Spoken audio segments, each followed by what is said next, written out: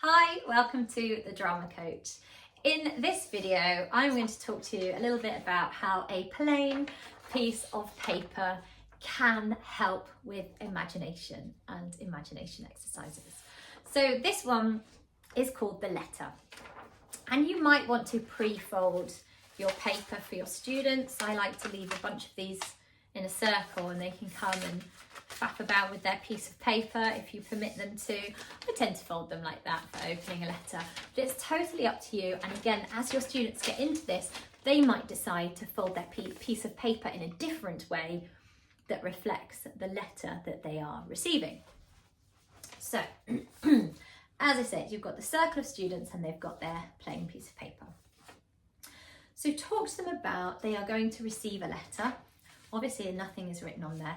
They need to imagine the words that are written on there. Be very careful with this. I have had students in tears before, but they thanked me for it when we've received bad news. Always try and end your lesson on some good news. Perhaps they win the lottery or they've got that place at college. Don't send them out of the room all feeling sad. But if they need to experience these sad emotions because it's appropriate to their character, then by all means, you know your students well. If it works, then do the sad stuff. So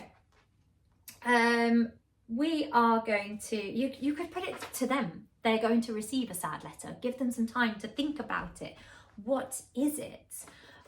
What's some bad news that they are going to receive? And they can actually come up with that idea themselves rather than you putting on a loved one's died or something that is too much for them. They just might want to receive a bad grade card or something like that. You don't have to go really extreme with this. Again, if you're a student yourself watching this video, start to think about something that's appropriate for the character you are playing. What news would they receive that would be sad news? And then you would just get them to mime this, to act it out. You might want them to stand up and pick up the letter as if it's just come through the letterbox or been left at their room. And they are going to open it and they are going to mime reading this letter. So encourage them to see the words, give them plenty of time to do this. Sometimes I'll get them to face outwards of the circle so they're not facing each other.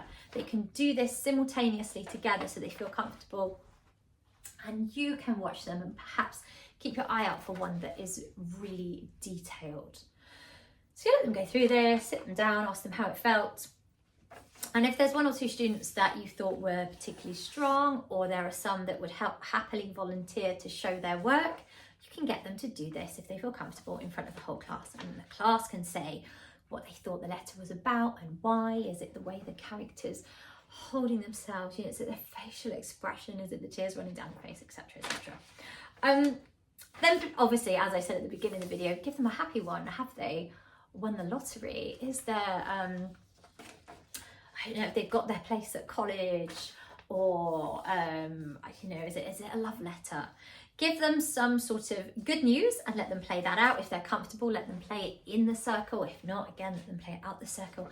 Again, pick some examples and let them do this to the class and analyze it as a class. How do you know this is a happy letter?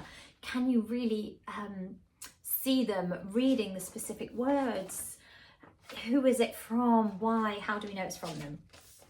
And then you can tie all of this quite nicely back to your Stanislavski, because as we know, he asks for the use of imagination, this faith and sense of truth. We are trying to convey that these words are really here when they're not. Again, it's particularly good for festivals as well. You could mime the entire thing. You don't need a piece of paper. That's just a prop, it's just a hook to get the students in. If you want to then build on to using no paper at all, or you don't have any to hand, then great, make the whole thing a mime.